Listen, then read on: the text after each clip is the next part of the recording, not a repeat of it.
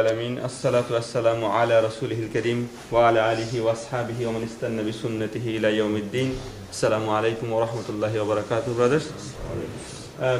As we have discussed the Battle of Badr last 2 weeks, so we did the starting of the Battle of Badr the day before, and then last week we talked about what happened, some incidents, what happened in the Battle of Badr.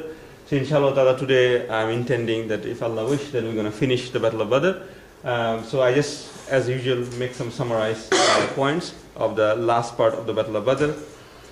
So inshallah we'll start with the net result of the battle. As we mentioned last week, that all the big leaders of the Quraysh was killed, including Abu Jahl and Umayyah ibn Khalaf, and all these people has been died, Utbah ibn Rabi'a and everybody. So obviously the Muslim was overpowered the Quraysh, and the Quraysh ran away and they flee back to Makkah.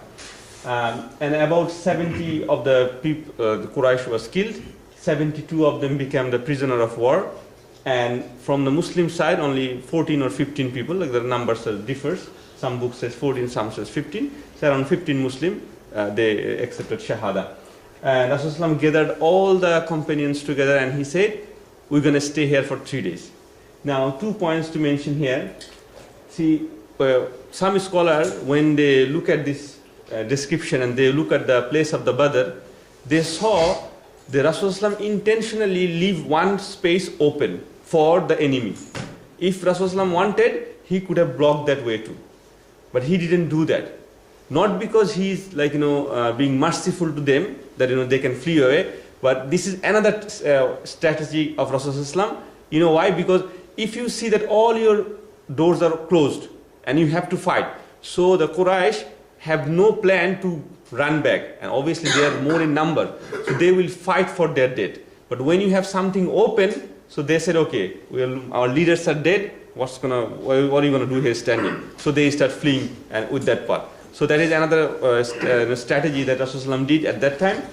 And also Rasulullah stayed there for 3 days. So 17 of Ramadan, the battle happened. So 18, 19, 20, that was a Friday. So Saturday, Sunday and Monday afternoon, Rasulullah came back to Medina. And he stayed there for 3 days because he wants to make a point that, look, we are just not finished the battle and ran away. We're still here. If you want to come back, come back.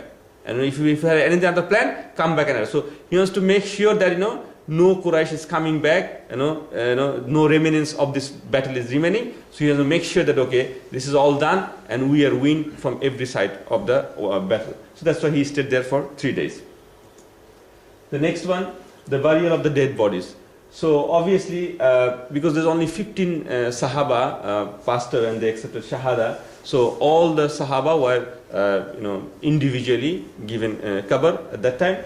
But when you in future you'll see that in Battle of Uhud, there's a lot of Sahaba died, and 2 Sahaba shared one qabr at that time, because it's very difficult to dig grave at that time, in the middle of the desert. So, but for this battle, Rasulullah said, okay, 15 people, and you give 15 different grave.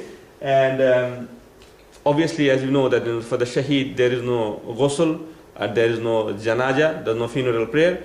Although this is the first time there is the concept of shaheed came in, because there is no battle before this. So Allah subhanahu wa ta'ala revealed something that this is what you should do. Some sharia comes from this point that there's no ghusl, no funeral prayer for the shaheed. And all the bodies of the Quraysh, it's not Rasulullah left them open and let the birds come and eat. Rasulullah give them some honor, like he gathered everything together and put them in a well. There's a big well in Badr, so they all this body, the bodies of the enemy, they put it in the well and they cover it up with the sand and everything.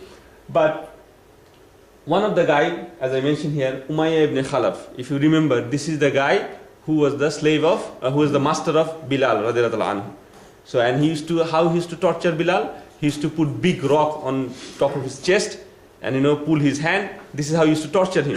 And they tried to bury him because he was dead. They tried to bury, but they cannot do it because he was a very long and tall and fat man, as described there. So whenever they try to pull him and put it in the well, his body decomposes and the body stuck with the stone and everything. So at the end, what they did, they put some stone on top of his body. And it is, the scholars mention that, this is the qadr of Allah. Allah is showing that what's happening in his barzakh, that he's already been put through stones. The things that he used to do with Bilal, that's what happened. So he's the only one who didn't have a burial at that time because they couldn't do it. Now, talking to the dead people, meanings, once they're all buried and everything, Rasulullah ﷺ went to that big well where all the kuffar was put through, and he called them by name. Ya Abu Jahl, did you find the promise of Allah true? I find it true. Then he asked, Ya Udba, did you find the promise of Allah? So he asked everybody with name and asking them. So Umar radiallahu anhu, he saw that and he said, as you know, Umar radiallahu anhu, he was like always a bit aggressive and open-minded. He asked questions to Rasulullah all the time. He said, Ya Rasulullah, how are you talking to these people? They are dead. You can't talk to the dead people.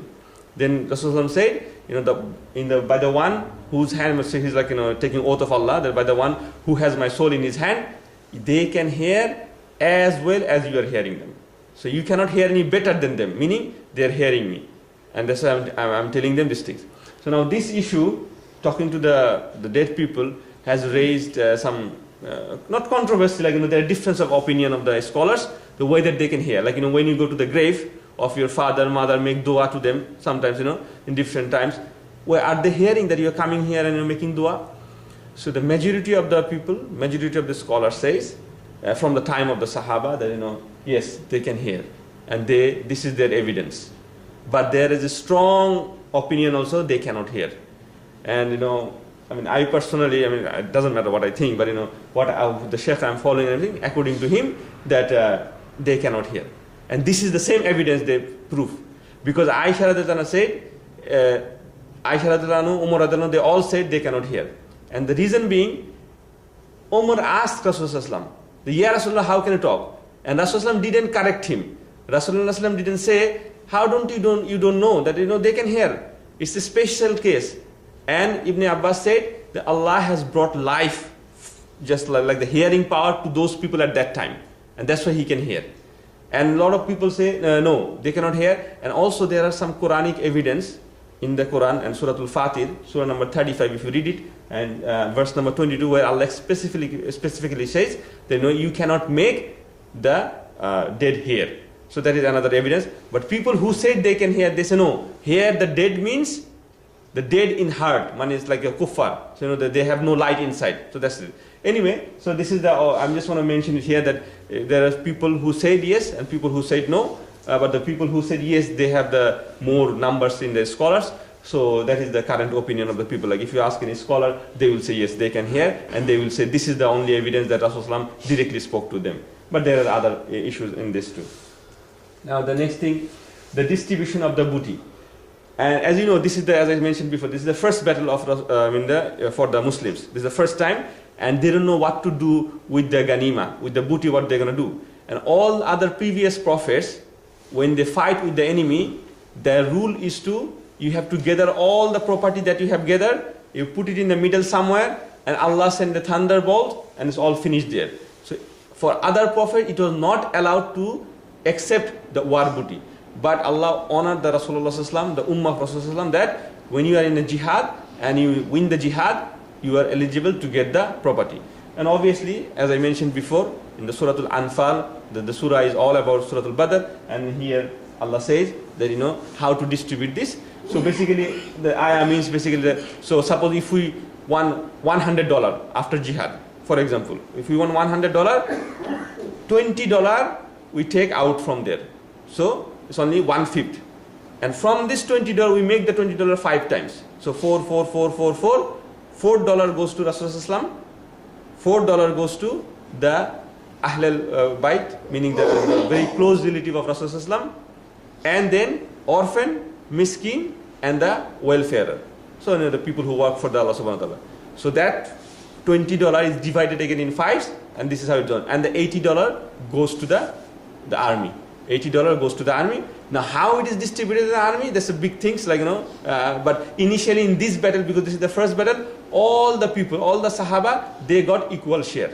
So they got equal share. Even there are 9 people, 9 Sahaba, they didn't attend the battle of Badr, but they still got the share. And one of them was Usman ibn Affan. Usman ibn Affan, he couldn't attend the battle of Badr because Rasulullah asked him that his wife and the daughter of Rasulullah, Ruqayya, she was very, very sick. And Rasulullah said, no, you don't need to fight, you take care of your wife.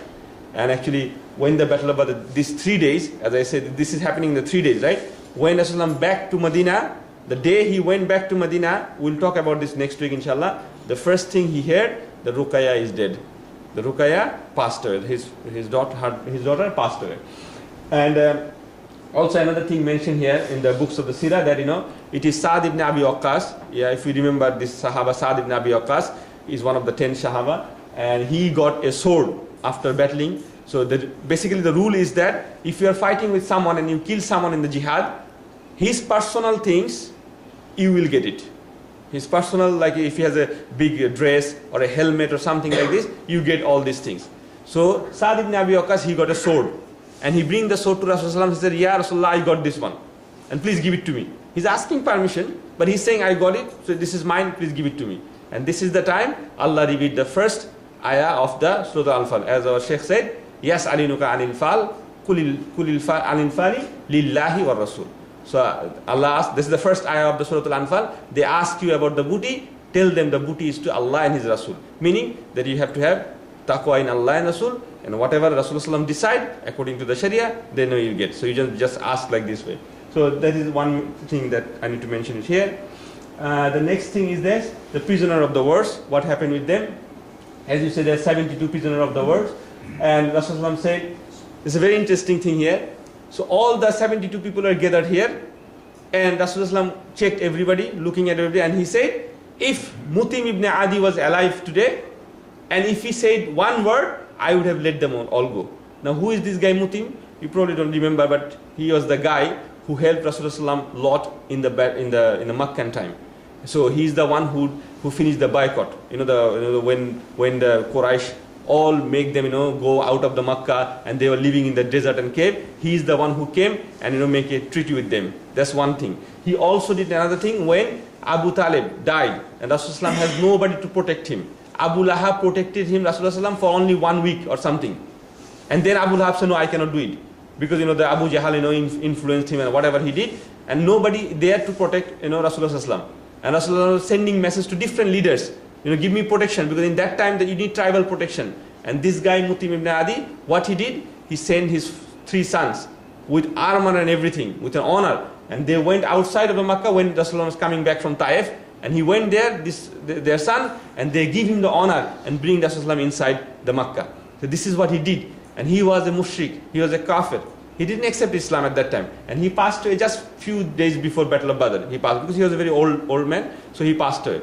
And how much honor it is, Rasulullah is saying that if he was alive, one word he would have said, I would have free all this thing. And he still is a kuffar. And from this we should understand, yes, kuffar are kuffar. They have their own belief. We have to give our message of Islam, but doesn't mean all of them are bad. And we see this all the time in the Seerah of Rasulullah. Even when he did the hijrah, as you all remember, he hired a guy who is a non-Muslim, and he trusted him. That time is a very crucial time, and the guide was the kuffar, because he trusted him. He paid him enough money or something that this is the trust of the guy, and then okay. Also, there's other incident we'll see in future, inshallah ta'ala, that it is not like we should be always aggressive and bad and everything about the kuffar. We should think that if they are good, if they are supportive to the Islam, we give them honor that is due to them. So this is why Rasulullah giving the honor back to him.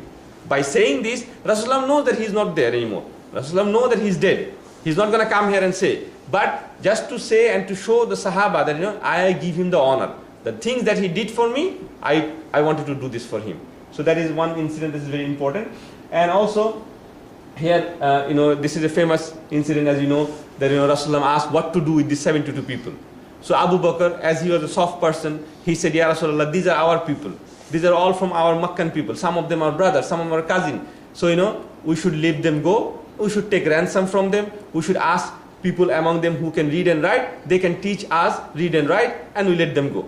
But Umar, on the other hand, he said, no, we couldn't do that. Give me the one from my tribe, I will chop him head. And give me the one to the other. So he wants to kill each of them because he wants to, display that, they are the winner, and, they should have the authority to do this. And also, Umar is saying this because he wants to make sure that only the bond of Islam is the main bond. It is, if you are an enemy, you are an enemy. That's what he wants to say. And the next morning, when Umar saw Rasulullah and Abu Bakr, they're both crying. And he asked them, why are you guys crying? Tell me, if I don't understand, I will at least pretend to cry with you guys. But tell me what happened. Then Rasulullah said, Allah revealed this ayah about my decision. And what did Allah say here? It is not befitting. So Allah said in the Quran, Ma kana nabiyyu, the ayah was like this.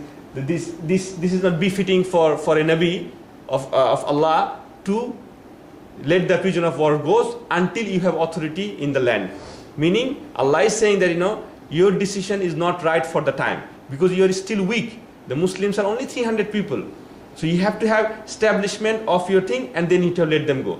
But then Allah said, but you have already taken this decision and Allah's qadr is written already. So that's why this time you are letting go. Otherwise there will be big punishment will be coming for you. So because of that, Rasulullah was sad that he thought that because he's doing something against Allah subhanahu wa ta'ala. But again, it is Allah who allowed these things. But Allah just trying to mention to Rasulullah. And then, as you know, all 72 prisoners of war, then they were taken to Medina, but 2 of them got executed. So only 2 of them, they were executed in front of Rasulullah. And we'll just talk very quickly these 2 people, Nadar ibn Haris and Uqba ibn Abu Mu'ayt. What they do, why they got executed? Because this guy, the Nadar ibn Haris, when he was in Makkah, he was a very educated person. Meaning he has knowledge from foreign lands, like he was in Iraq and Basra and all these things. And whenever Rasulullah recite Quran, he used to say, I know this better than this. These are like stories from the back. And in Quran, if you read, even in the last part of the Quran, few surahs, Asatirul Awwalin, Allah mentioned this word and I talked during the Ramadan, Asatir, the root word Asatir, and from here it comes the history. The Latin word history. So Asatir, history, and the history. So it's stories basically. So whenever you see Asatirul Awwalin in Quran, Allah is talking about this guy. Because this guy used to say, these are Asatirul Awwalin, meaning these are the tales of the forefathers. Awwalins means people before them. So Allah used to say, this guy. And also this guy is the one who said, I can do same thing. There's an ayah in the Quran where Allah said that they say that they can make the same Quran as them, like this, like I am doing. So he's the one guy. Also, this is the guy who used to, what they used to do, these 2 guys, they used to get together and go to Medina, to the Jewish people. And because Quraysh didn't have any prophet before, right? They already forget about Ibrahim alayhi salam 4,000 years ago, whatever. So, but they know that Jewish people, they have lots of prophet, like, Yusuf, Yahya, Yaqub, all these prophets. So they used to go and they used to ask questions.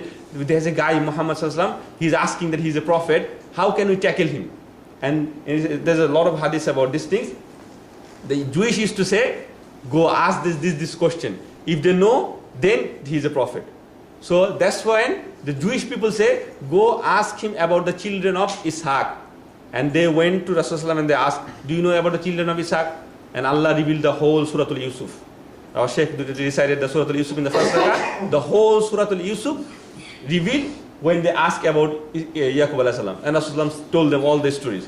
Also they ask them about the ruh. Yes, alinuka anir ruh. What is the ruh? Ask your prophet. And this is a trick question actually. Rasulullah said, and Allah answered it, the ruh is something that Allah knows. You have only little knowledge. And that is the right answer. Even Jewish also, they don't know. So anyway, so this guy used to do this thing. So he was been executed. And as you know, Uqba ibn Abu Mu'ayt, if you remember in the Meccan life, he is the guy who tried to kill Rasulullah.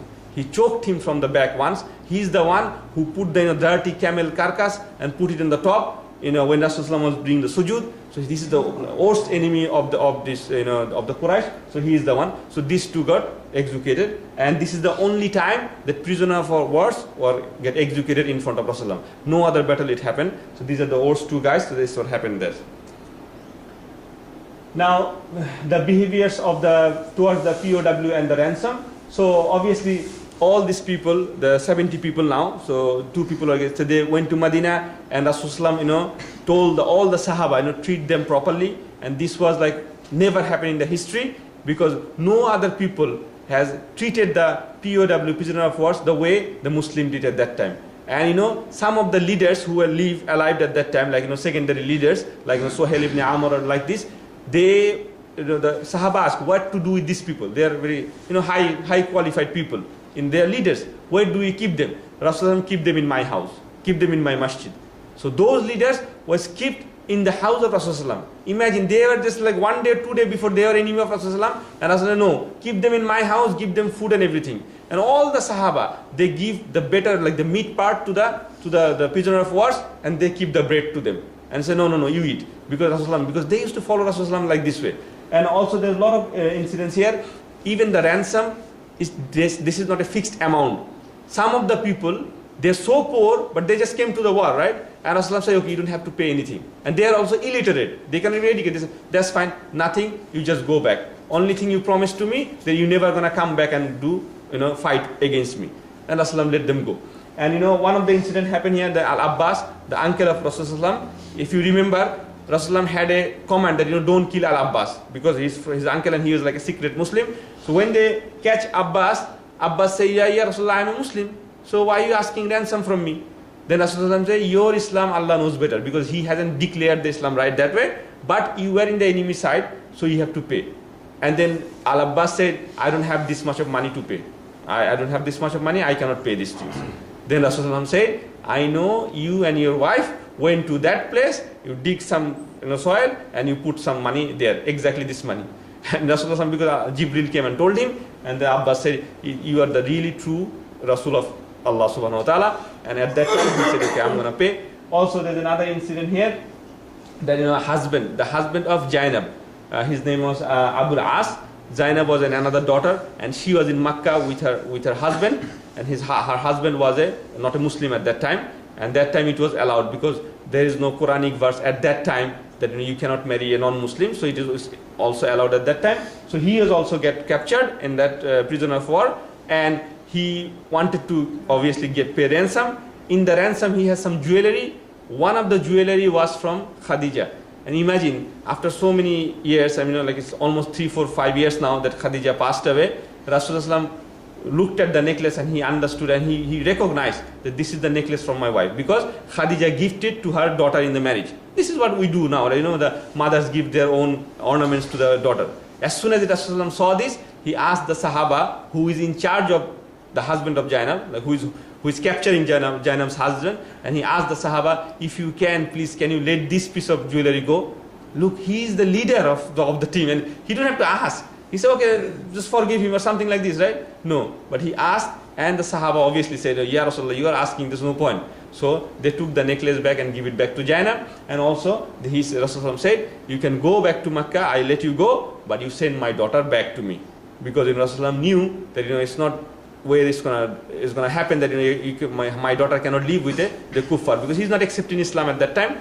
So Rasulullah, you can go and you can come back, send my daughter back. So most of these people who have been captured, the 70 people, most of them, they accepted Islam because of the behavior the Muslim did towards them.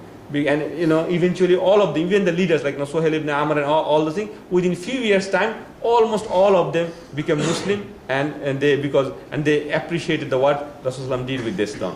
So today we're going to finish it here, inshallah ta'ala. From next week, we're going to say what happened between Badr and Uhud. Because the next year, just the year after this, it is the Battle of Uhud. And as you know, we think that, when he heard the hadith of Rasulullah, that this is what he did, this is what he said, we think he is a very relaxed man, just doing, ilm and everything to the people. No. In his 10 years life in Medina, he had 17 battles. In 10 years. He had to participate in 17 battles, and he was a man of almost 53 years old at that time. Imagine how busy, and battle is not like job that you go and go to the office. It's like your life. Your life is going to be finished. Every time you battle. And out of the 17, as I mentioned, 8 of them was like really, really fighting. And few of them, they had to go to the battlefield and they came back. So every year we have a battle, like almost every year the different things happening. So we're going to talk about what happened between Battle of Badr and Battle of Uhud next time. Jazakallah khair wa akhiri dawana anil hamdulillahi rabbil alameen.